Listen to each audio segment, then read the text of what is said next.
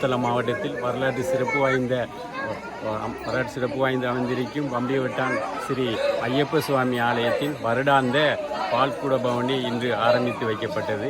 இதனைத் தொடர்ந்து எதிர்வரும் சில நாட்களில் இந்தியாவில் உள்ள சபரிமலை ஐயப்ப சுவாமி ஆலயத்தை அவர்கள் அந்த மாலை அணிந்த சுவாமிமார்கள் சென்றடைந்து அவர்கள் தங்களது சரணங்களை பாடி அங்குள்ள சபரிமலை உள்ள ஆலயங்களை தரிசித்துவிட்டு பின்னர் இந்த ஆலயத்துக்கு திரும்புவது இங்கே உள்ள ஒரு முக்கியமான ஒரு பங்களிப்பாகும். இலங்கையிலே ஒரே ஒரு ஆலயமாக புத்தளம் மாவட்டத்தில் வரலாற்று சிறப்பு வாய்ந்து அமைந்துள்ள இந்த ஆலயமானது மிகவும் பக்திபூர்வமாக இங்குள்ள இந்து மக்களால் மிகவும் பக்தியாக கொண்டாடப்படுகின்றது.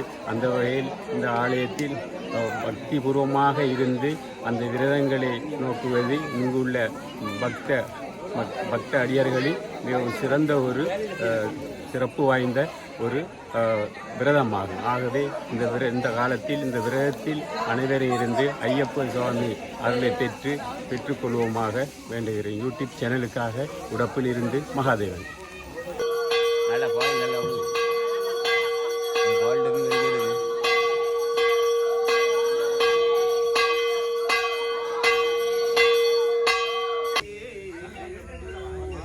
ரெண்டு நேரம் தான் தெரியும்.